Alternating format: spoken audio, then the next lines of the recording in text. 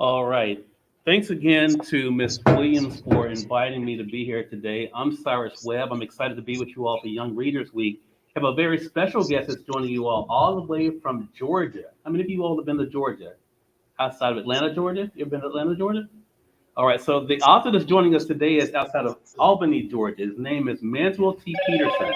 He's the author of a lot of books, but the book he's going to be reading for you all today is called Braylon the Bear and Friends, Forever Friends. And we're going to be leaving this copy with Ms. Williams as well, so y'all can have it. Manswell, thank you so much for being with us. Really appreciate it. Thank you for having me. All right, let's give Manswell a hand, everybody. All right, so Manswell, before we begin, as I mentioned, this is a group of second graders here at McCoy Elementary in Yazoo City, Mississippi. Tell them a little bit about yourself. I'm sorry, somebody's trying to call in. Okay.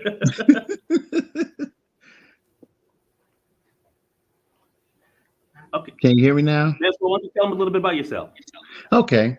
My name is Manswell Peterson, and once like you, I was in the second grade. I have a love of reading and writing. It is something that I cherish. I have 65 books on Amazon, so I cover everything from small kids to teenagers to adults. I still love reading and writing, and it is my pleasure to actually join you guys today and read my book to you. So Manswell, tell them again how many books you've written. 65. 65 books is how many he's written. He writes for all ages. He writes for young readers like yourself, but he also writes for adults as well. He also has books for high school students as well, and middle school too. But Manswell, tell them a little bit about what inspired Braylon the Bear and Friends, Forever Friends. And I should say he wrote this book with his wife also, Latanya Peterson. Okay, as you can see behind me in the picture here, I was going to make sure I learn how to do that like the weather people. That is my son, Braylon, in the backdrop right there. He was the inspiration for Braylon the Bear and Friends because he's always nice, he's always kind, and he's always making new friends. And so we actually patterned this series after him and his daily escapades of what he does in life. So it's fun. And so we wanted to actually give kids a story with a lot of life lessons in there and really have them just enjoy everything in life that we enjoy with Braylon on a daily basis. All right, Manswell, I'm going to try to turn up the volume just 1 second. I may be able to connect my external speaker here too. Give me just a second. So I want to make sure they can hear you well. Oh, there we go. Let's see. All right. Manswell, that should be better there. So Manswell and I, as I mentioned to you all earlier, I was at a school in Rankin County yesterday. We did a snow fight featuring Braylon the Bear and Friends. So tell them a little bit about Braylon the Bear and Friends, Forever Friends, Manswell.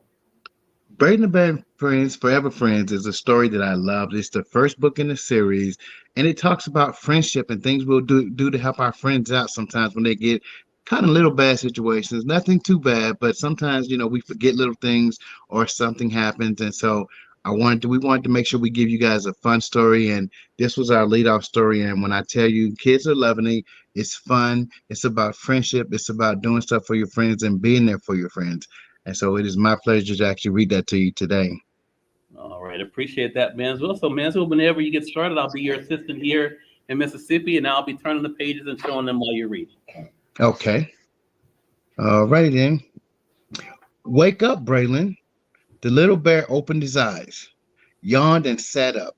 His mother was standing beside his bed. Hurry up, or you'll be late for school, she said. Braylon jumped up and ran into the bathroom. He quickly got dressed and had his breakfast. Then he grabbed his backpack and hurried through the door. He was just in time to meet his friend Timmy, Turtle from next door. Every day they walked to school together. They quickly walked along, chatting and sharing jokes together. Braylon asked Timmy, "Which fish comes out only at night?" "I don't know," said Timmy. "The starfish," Braylon told him, "because stars only come out at night." "Okay," said Timmy. "It's my turn now. What do you call a dog with a fever?" Braylon did not know. "A hot dog," Timmy told him, "because the fever makes him so hot."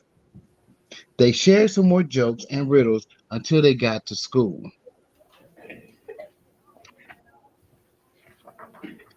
Braylon and Timmy were in the same class. Just before the bell rang, Timmy asked, "What are you going to do for your show and tell today?" Braylon clapped his hands across his mouth. "My show and tell? I was in a hurry this morning and I forgot it at home." "Uh-oh," said Timmy. "Miss is going to make sure you stay in class during break time because of that." Braylon hated that. He loved playing with his friends at that time. Then Timmy said, "Okay, I will help you." "You will?" asked Braylon. "Yes. I was going to show and talk about my two superheroes," Timmy said. "I'll only talk about one and lend you the other one." He pulled out one of his action toys out of his backpack and he gave it to Braylon. He was so happy. He knew all about the superheroes, so he talked a lot about the one Timmy gave him. That was very good, Braylon," said the teacher, after he did his show and tell. Braylon smiled and looked at Timmy. He was so glad for his help. Then at lunchtime, Braylon found out that he had not picked up his lunch pack that morning also. Because he was hurrying to get to school early, he forgot it at home. Now he had nothing to eat. Timmy gave him half his peanut butter jelly sandwich and one of his apples. "Thank you," Braylon said.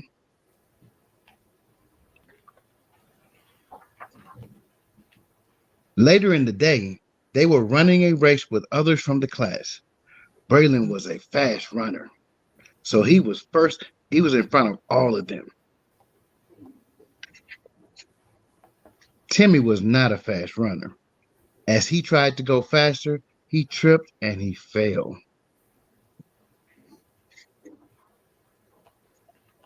Some of the other animals burst out laughing, and this made Braylon look around. He saw Timmy on the ground trying to get up, and no one was helping him. He wondered if he should go back and go on and win the race or go back and help his friend. The little bear turned back and ran to help his friend up. You shouldn't have done that, Braylon," Timmy said. "Now you've lost the race because of me." "That's okay," said Braylon. "You're my friend, and so I have to help you first." Timmy thanked Braylon. Together, they walked off the playfield.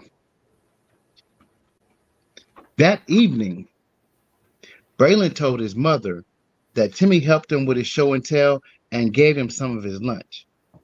"That was very nice of him," his mother said.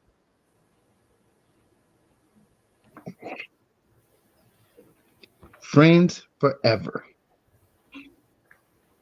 And that is Braylon the Bear and Friends. And just a little insight about that.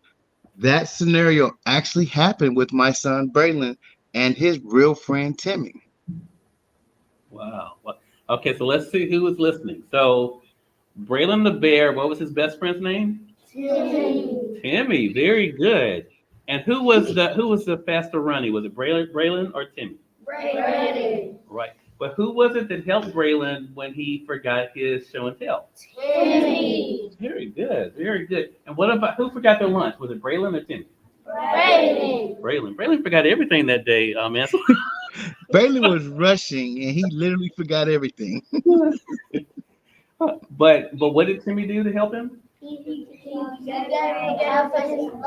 That's right. Very good. Very good. Very good lesson there. And when it was Timmy that failed, Braylon could have kept running and won, but what did he do?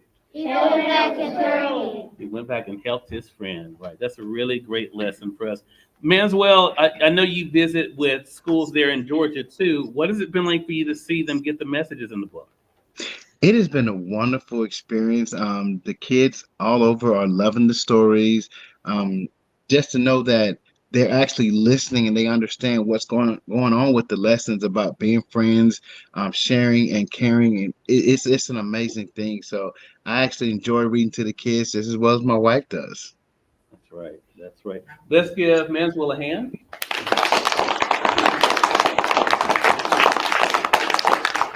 Does anyone want to raise their hand and ask me as well any questions? Anybody have any questions for him? How many of you like to write? Okay, we got a lot of you. You Yes. think you can be an author one day? Okay, all right. How many of you like to draw? Oh, a lot of them like to draw, Manswell. I don't know if you can I see the see that. A lot of them like to draw. Manswell, tell them about the illustrator for the book. The illustrator for the book, believe it or not, it's a young lady, and she's autistic. And she sent me an email asking me for a chance, and she told me that I know you probably won't see this message, but I thought I'd give it a chance to see if I could actually illustrate some books for you.